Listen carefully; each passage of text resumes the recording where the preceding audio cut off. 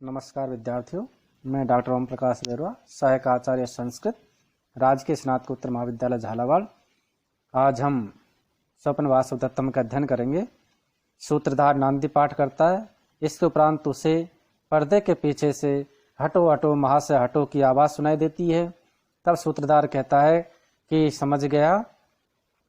भृत्यैर्मगध राजस्य स्निग्धै कन्यानुगामिभिः धृष्टमुत्सार्यते सर्व तपोवन गतो जनः।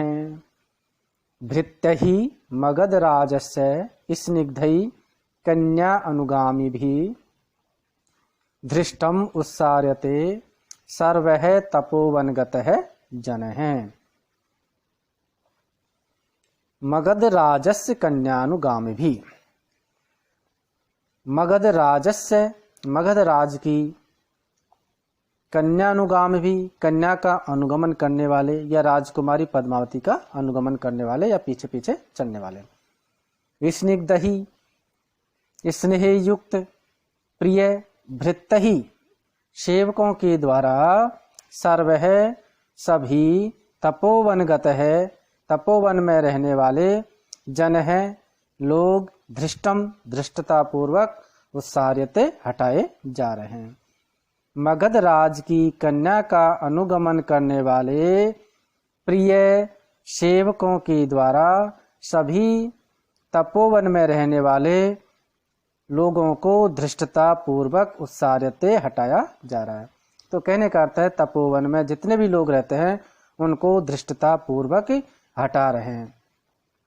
जो प्राचीन काल में ये जो पद्धति थी कि कोई भी राजा या राजकुमार या राजकुमारी जब चल आते थे तो उनके आगे से जनता को हटा दिया जाता था। वही परंपरा आज भी प्रजातंत्र में भी व्याप्त है। कोई भी मंत्री, प्रधानमंत्री, राष्ट्रपति या कलेक्टर आदि भी यदि मान लो कहीं पे जाते हैं तो उनके आगे से जनता को हटा दिया जाता है और उसी परंपरा का पालन आज भी किया जा रहा है। इसमें अनुष्ठुप छंद है। श्लोके षष्ठम गुरुगेयम सर्वत्रम लघु पंचमम द्विचतुष्पाद्यो ह्रस्वः सप्तम दीर्घ मन्यो। स्थापना, स्थापना उसे कहते हैं नाटक का विभाग जिसमें कथा वस्तु स्थापित या प्रस्तावित की जाती है, स्थापना कहलाता है। इसी को आमुख भी कहते हैं। तत्पश्चात सन्यासी का वेश धारण किए योगेंद्रायण और अवंती देश की स्त्री के वेश को धारण किए वासवदत्ता का प्रवेश। योगेंद्रायण कर्णम दत्वा, कान लगा करके सुन करके, कथम यह अप्युत्सार्यते कुतः,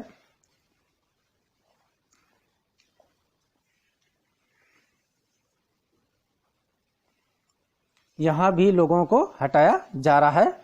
तो उसको बड़ा आश्चर्य होता है योगेंद्रायण को कि जो आश्रम है उस आश्रम में भी लोगों को हटाया जा रहा है। कुतः, क्योंकि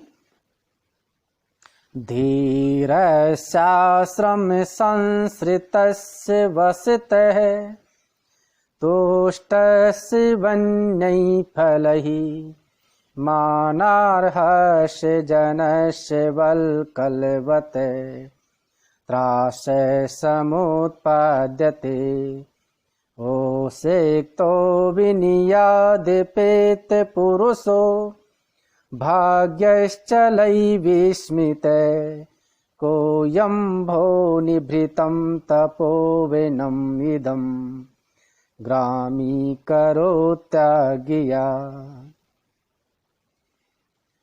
धीरस्य आश्रम संसृतस्य वसतः तुष्टस्य वन्यै फलैः मानार्हस्य जनस्य वल्कलवत् त्रासः समुत्पाद्यते उत्सिक्तः विनियात अपेत पुरुषः भाग्यैः चलैः विस्मितः कः अयं भो निभृतं तपोवनम् इदं ग्रामी करोति आज्ञा।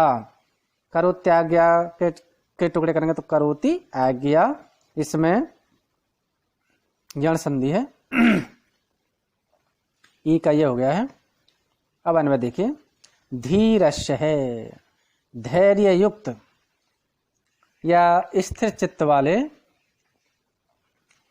जो सन्यासी आदि है, महात्मा लोग, उनको भी। और कैसे? वन्यई फले तुष्टस्य है। वन्य यानी जंगली, जंगल में स्वतः उत्पन्न होने वाले, फल यानी फलों से, तुष्टस्य संतुष्ट रह करके, बसत यानी रहने वाले। जो जंगली, जंगल में उत्पन्न होने वाले फलों को खा करके अपना जीवन यापन करते हैं या संतुष्ट रहते हैं, ऐसे। वल्कलवत है, और वल्कल कहते हैं वृक्षों की छाल को, है ना, धारण करने वाले। जो वल्कल वस्त्र को धारण करने वाले हैं या वृक्षों की छाल को पहनने वाले हैं, ऐसे। मानार्हस्य है, जो सम्माननीय है, आदर पाने के योग्य है, पूजा करने योग्य है, ऐसे। और रह भी कहाँ रहे? आश्रम संस्कृतस्य है, और जो गांवों को छोड़ करके, शहरों को छोड़ करके आश्रम में संस्कृतस्य निवास करने लगे, ऐसे जनस्य है।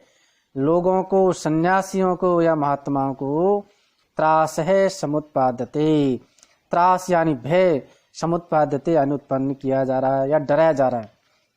जो सम्मान के योग्य हैं या स्थिर चित्त वाले हैं, जंगली फलों को खाकर संतुष्ट रहने वाले हैं, जीवन यापन करने वाले हैं, वल्कल वस्त्र धारण करने वाले हैं, और जो पूजा के योग्य हैं, ऐसे आश्रम में रहने वाले लोगों को भी त्रास यानी डराया और समुत्पादते यानी उत्पन्न किया जा रहा है, यानी उनको डराया जा रहा है या धमकाया जा रहा है या उनमें भय उत्पन्न किया जा रहा है। भो अरे अयम कै उत्सिक्त है, चलई भाग गई विस्मित है। भो अरे अयम यह, कै यानी कौन, उत्सिक्त यानी उद्दंड, चलई भाग्य ही, चंचल भाग्य से उत्पन्न लक्ष्मी संपत्ति वाले या चंचल भाग्य पर विस्मित यानी घमंड करने वाले, घमंडी। ये कौन उद्दंड व्यक्ति है जो चंचल भाग्य के वशीभूत होकर के और जो प्राप्त जो संपत्ति उसके बल पर घमंड कर रहा है, और विनियात अपेत पुरुष है। और वह जो विनियात है, अपेत पुरुष है, जो विनय शिष्टाचार को भी नहीं जानता, ऐसा पुरुष यह कौन है, कौन घमंडी है? यानी जो इदम, इदम यानी इस, निभृतम यानी शांत, तपोवन यानी तपोवन को, आज्ञा अपनी आज्ञा से, हटो हटो की कह करके जो आज्ञा दे रहा है उससे ग्रामी करोति, गांव जैसा अशांत वातावरण उत्पन्न किया जा रहा है। जबकि आश्रम शांत होते हैं, जहां पर ईश्वर की आराधना की जाती है, वहां किसी का कोई भय नहीं रहता है, ऐसी जगह को भी वो गांव जैसा माहौल बना रहा है या गांव जैसे अशांत कर रहा है, शोरगुल यहाँ पर कर रहा है, लोगों को डरा रहा है। तो ये ऐसा कौन अपना व्यक्ति है जो अपने चंचल भाग्य से घमंड करके और जिसने शिष्टाचार को त्याग दिया, इस महात्मा के साथ किस प्रकार का आचरण किया जाता है, इस बात का जिसको ज्ञान नहीं है, ऐसा इदम यह निभृतम शांत तपोवनम, जो निभृत है, शांत तपोवन है, उसको अपनी आज्ञा के द्वारा ग्रामी करोति, गांव जैसा बना रहा है, अशांत कर रहा है।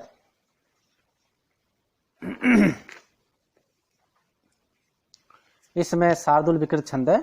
सूर्या स्वैर में सजय सतत गा शार्दुल विकृतम छंद है।